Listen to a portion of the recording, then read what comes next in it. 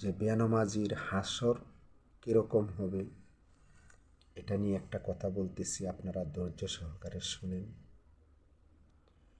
হজরত আবদুল্লাহ ইবনে উমর রাদিয়াল্লাহু আনহু থেকে বর্ণিত, রাসূল করিম সাল্লাল্লাহু আলাইহি ওয়াসাল্লাম বলেন, যে ব্যক্তি 5 ওয়াক্ত নামাজের পাবন্দি করে না, তার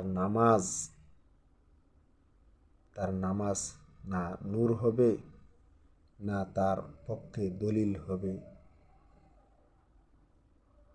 না মুক্তির উসিলা হবে, বরং কিয়ামতের দিন তার হাসর হবে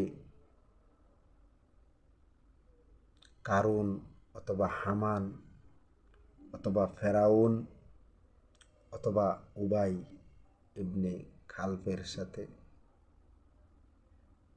এজন্য আসুন আমরা সকলেই 5 ওয়াক্ত নামাজের পাবন্দি যেন আমরা করতে পারি।